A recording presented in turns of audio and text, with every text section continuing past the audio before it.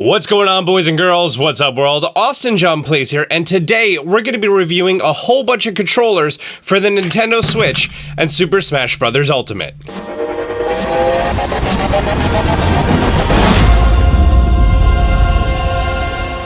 I figured, hey, why should I split this up in a whole bunch of different videos when I could just, in one video, go over every single controller?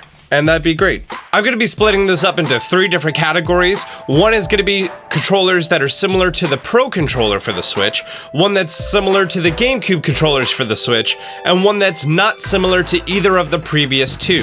First, let's talk about the Nintendo Switch Pro Controller, the actual official default Nintendo one. This one, I've actually got to play with this for several hours for Smash Ultimate when I participated at the E3 competitive event, as well as some casual time with it.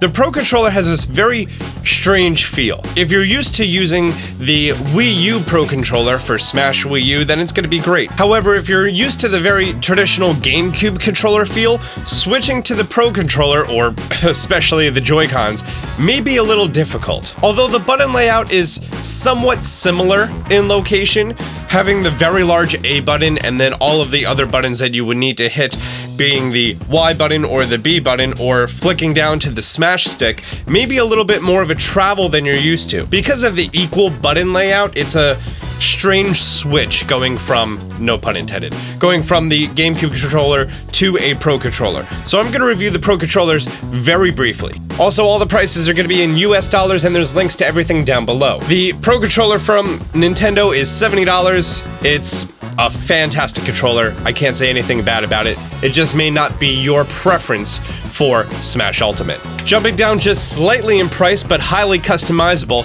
is the PowerA wireless controllers. Now, there is a series of wireless controllers and wired controllers. There's only a few slight differences.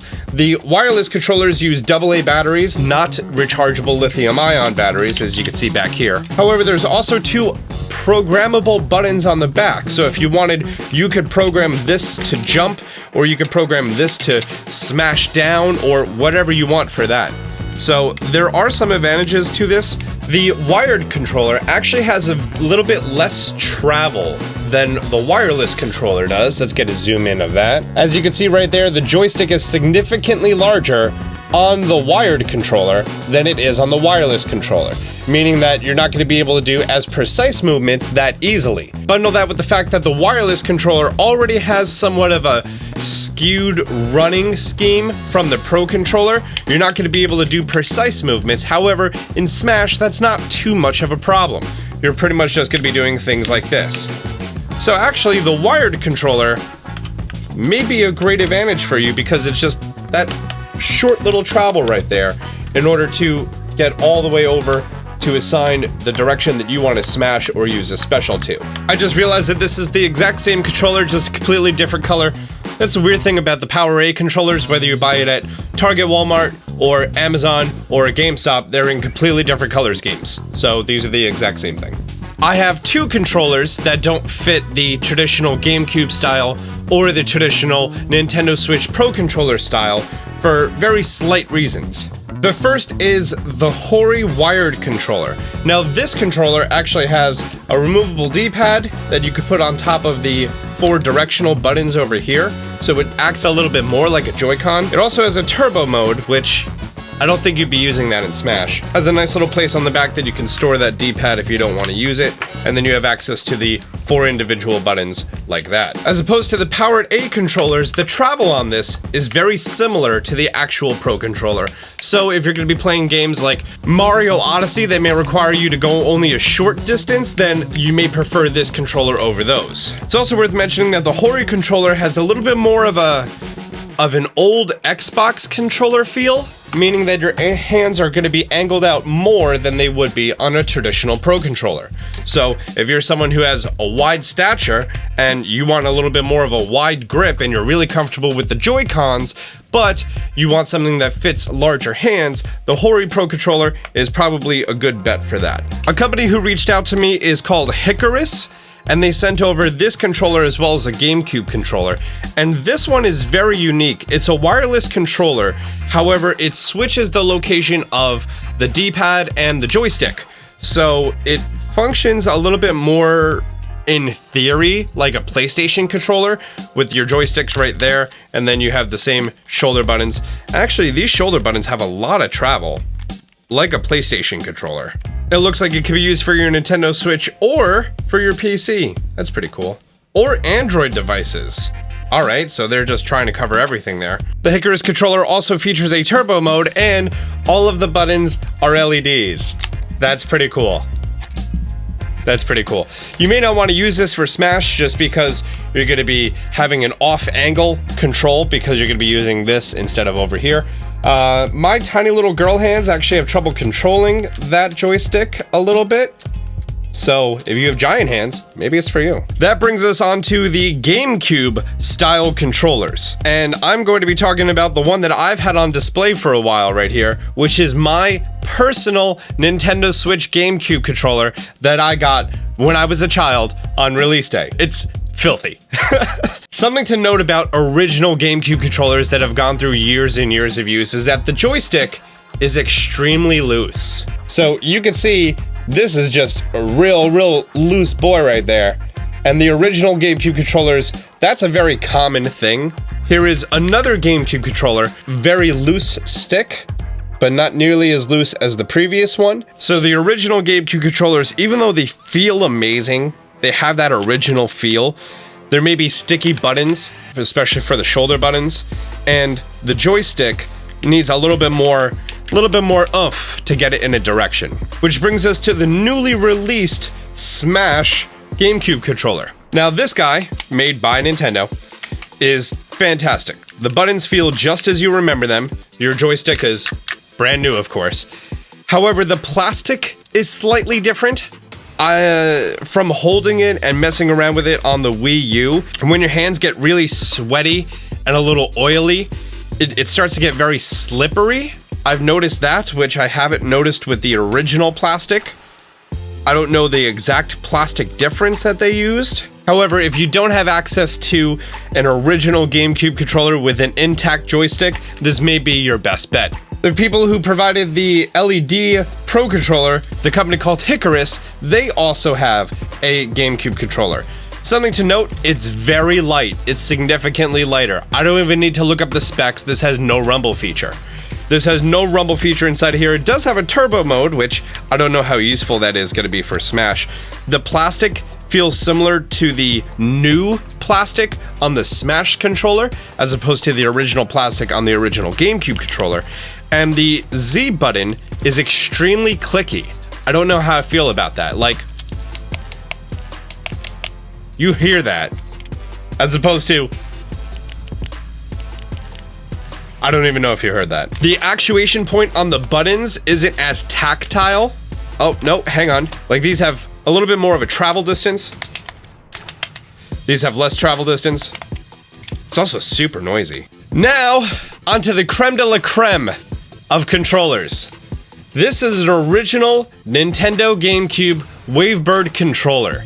This is the only wireless controller when I was a child for the Nintendo Switch. It does not have any rumble functionality. It uses 2 AA batteries on the back. However, you get an option on which channel you'd like to program on, so you can have essentially 16 Wavebirds all operating at the same time. It has an on-off button, and if you're lucky enough to find one second hand, you're going to try to find one that has your joystick not yellowed.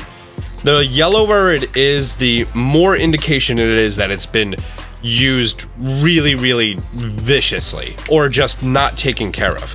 I've managed to find one that's in great condition, and my entire time playing Smash, I'm going to be using this Wavebird. I also reviewed a new Wavebird style controller from a cheap Chinese company. Can't recommend it, don't buy it. If you're gonna go wireless, you need to get an original Wavebird. And the brand new PowerA wireless Nintendo Switch controller in the GameCube style. This is the PowerA GameCube controller for the Nintendo Switch. This one is very different from the GameCube controllers in the fact that all of the buttons have a very similar actuation point to the wired controllers. It does not have a rumble feature. It is wireless and works on AA batteries. They've also added a second Z button. So instead of having Z, L, and R, you still have LR, ZL, and ZR.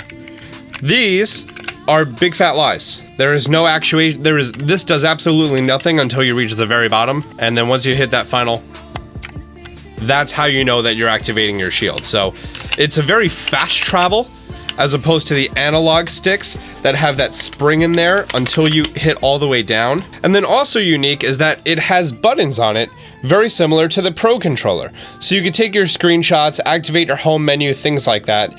And the best part about this controller is that unlike every single other GameCube controller that we've talked about that require a GameCube adapter to plug in, this one's Bluetooth. And just connects to your Switch wirelessly. There's even a sync button on top. That's how you know that this one is, it's its own beast, really. So this one kind of falls between a GameCube controller and a Pro Controller, which is weird and amazing. I'm not mad at it. It's also worth mentioning that for the PowerA controllers, you need to be on firmware 6.0, which doesn't sound like it'd be a problem to anyone. You don't need to be on 6.2. And yeah, you're good to go. So there you have it, guys, reviewing a whole bunch of Nintendo Switch controllers before Smash Ultimate, so you can use whatever you want. I hope this guy was helpful, gave you some good ideas as far as what direction you want to go, if you want to go the cheap route, if you got some money to blow, if you're gifting this to someone. My overall recommendations: if you're buying a Switch exclusively for Smash, and then you're also going to be playing some other games, but mainly for Smash, you need to get your hands on a GameCube adapter for your Nintendo Switch. If you can't find the official Nintendo one, Mayflash makes one, and it also has a PC mode, which is dope. 4 controllers plug in there, takes up 2 USB ports, 10 out of 10 recommend. The PowerA Switch GameCube controller is a little pricey. It is a wireless controller. You don't need the adapter, which is nice, but if you have the adapter lying around, or if you plan to have multiple people playing, then try to aim for the GameCube controller. If you find an intact original one, go for it. If not, go with the brand new released Smash one. It functions exactly the same. It just feels different. You get some sweaty palms, so it's not the worst thing in the world. If you can't find any of those, which I'm not too sure why, you can go for a third-party one like the one from Hycarus. If you're able to find the holy grail of old school gaming and you're a 30-something like I am, I'm 30, not a 30-something. If you're a millennial like I am, then get yourself a Wavebird and all the memories are gonna come back to you. If you want to stick exclusively with Pro Controllers, if you don't have the money to blow on a Nintendo Switch Pro Controller, which I recommend, then you could save a few bucks by going for the PowerA wireless one, which has your quick fire buttons on the back, which is pretty cool. Or if you don't have that money at all and you want to go wired, you can go for the PowerA wired ones or for the HORI D-pad one. But yeah, there we have it, guys.